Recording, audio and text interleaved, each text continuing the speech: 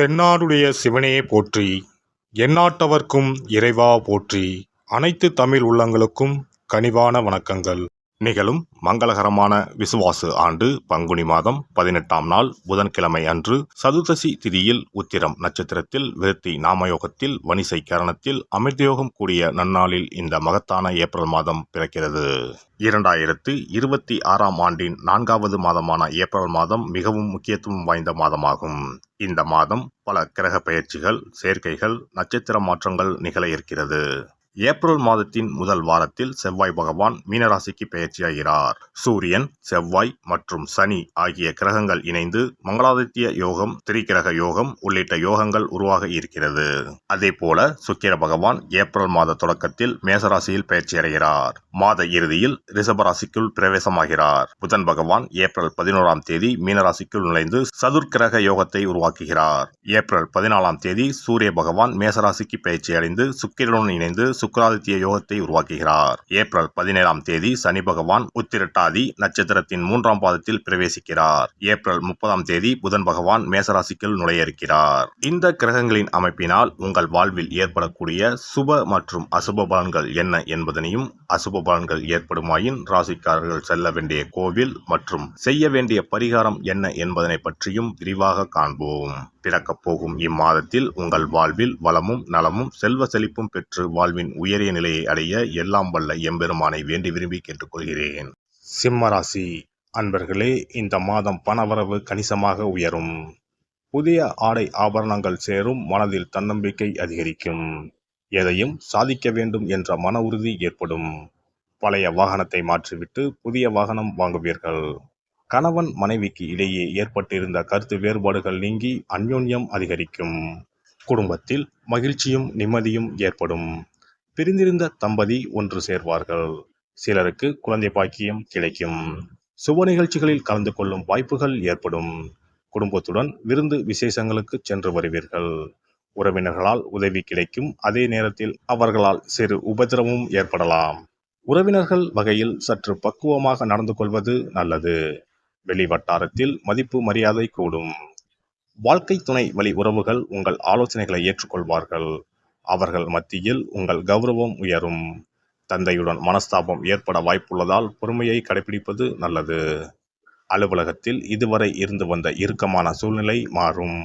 உங்கள் பணிகளில் சக ஊழியர்களின் ஒத்துழைப்பு கிடைக்கும். சிலருக்கு எதிர்பார்த்த பதவி உயர்வு, ஊதிய உயர்வு போன்ற சலுகைகள் கிடைக்கும். நிர்வாகத்தினிடம் எதிர்பார்த்த கோரிக்கைகள் நிறைவேறும். தொழில் மற்றும் வியாபாரத்தில் லாபம் சுமாராகத்தான் கிடைக்கும். மாத முற்பகுதியில் வீண் விரயம் ஏற்பட சாத்தியமுள்ளது. புதிய முயற்சிகளை தவிர்ப்பதுடன் வியாபாரத்தை விரிவுபடுத்தும் முயற்சிகளை தவிர்க்கவும். சக வியாபாரிகளால் மறைமுக போட்டிகளை சந்திக்க நேரலாம். குடும்பத்தை நிர்வகிக்கும் பெண்களுக்கு பல வகையிலும் முன்னேற்றம் தரும் மாதமாக இருக்கும். புகுந்த வீட்டு உறவினர்கள் மத்தியில் மதிப்பும் மரியாதையும் கூடும். கணவரின் பாராட்டுகள் கிடைக்கும். அலுவலகம் செல்லும் பெண்களுக்கு சிறப்பான பலன்கள் ஏற்படக்கூடும். எதிர்பார்த்த பதவி உயர்வு, ஊதிய உயர்வு கிடைக்கக்கூடும்.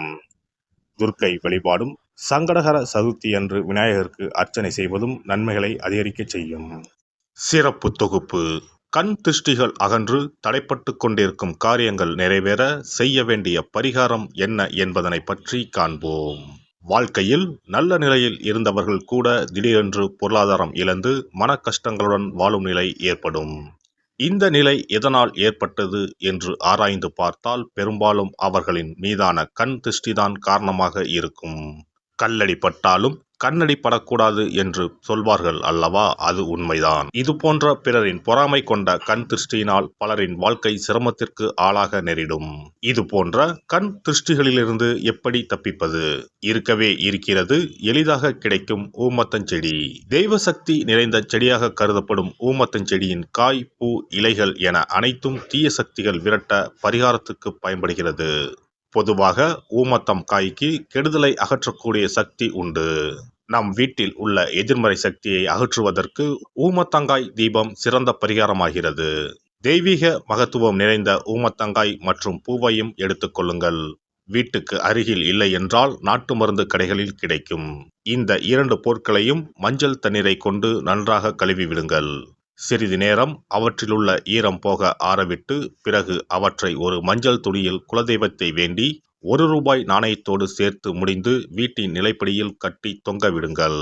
இந்த முடிச்சை வெள்ளிக்கிழமை அல்லது ஞாயிற்றுக்கிழமைகளில் தயார் செய்து வாசல் படியில் கட்டுவது சிறப்பு.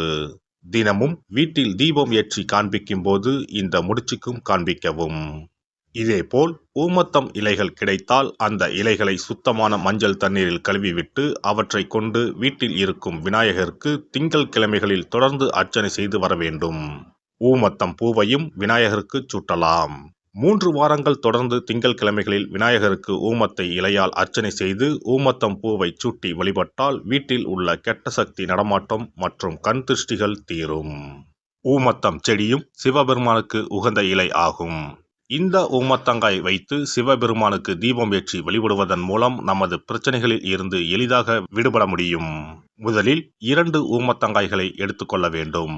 அவற்றின் மீது முட்கள் இருப்பதால் மிகவும் கவனமாக கையாள வேண்டும். ஊமத்தங்காயின் காம்பு பகுதிகளை வெட்டி கொண்டு கத்தியை பயன்படுத்தி ஊமத்தங்காயின் உள்ளே இருக்கும் விதை பகுதியை முழுவதுமாக நீக்கிவிட வேண்டும்.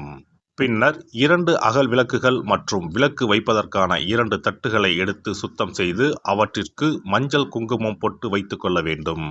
பின்னர் 2 தட்டின் மீதும் ஒவ்வொரு அகல் விளக்கை வைத்துக் கொள்ள வேண்டும். அதன் பிறகு எப்போதும் பூஜை செய்வதற்கு வைப்பது போன்ற வெத்தலைப்பாக்கு, பழம் போன்றவற்றை வைத்துவிட்டு 2 விளக்குகளையும் ஏற்றி சிவபெருமானை மனதார வேண்டிக் கொள்ள வேண்டும். எனக்கு இருக்கும் பிரச்சனைகள் அனைத்தும் தீர்ந்து இன்பமான வாழ்க்கை கிடைக்க வேண்டும் என வேண்டிக் கொள்ள வேண்டும். இந்த பூஜையை வெள்ளிக்கிழமை அன்று தொடங்கினால் தொடர்ந்து 9 வெள்ளிக்கிழமைகள் செய்ய வேண்டும். ஊமத்தங்காயின் மீது எவ்வாறு முட்கள் இருக்கிறதோ அதுபோல நமது வாழ்க்கையில் இருக்கும் முட்கள் போன்ற பிரச்சனைகளை அவை தீர்த்து வைக்கின்றன. இந்த பூஜையை நாம் தொடர்ந்து செய்து வருவதால் நம் மீது இருக்கும் கண் திருஷ்டிகள் அகன்றுவிடும். தீராத துயரங்கள் தீர்ந்துவிடும். பணம், நகை நம்மிடம் பெருகி வரும். சிலருக்கு கையில் சுத்தமாக பணம் இருக்காது. வறுமை தாண்டவமாடும். கடன் தொல்லையால் கஷ்டப்படுவார்கள். பண பிரச்சனையில் சிக்கி கொண்டிருப்பவர்கள் இந்த தீபத்தை ஏற்றினால் 3 வாரங்களில் நல்ல பலனை பெற முடியும். தொழிலில் நல்ல முன்னேற்றம் இருக்கும். கடன் பிரச்சனைகள் தீரும். உறவினர்களிடையே பகைமை இருந்தால் அவையும் மறைந்துவிடும். நோய்வாய் உள்ளவர்கள் இந்த தீபத்தை ஏற்றுவதன் மூலம் நல்ல பலனை பெற முடியும். பொதுவாகவே எந்த பரிகாரம் என்றாலும் அதை முழு நம்பிக்கையுடன் செய்தால் மட்டுமே முழு பலன் கிடைக்கும் என்பதை நினைவில் கொள்ளுங்கள்.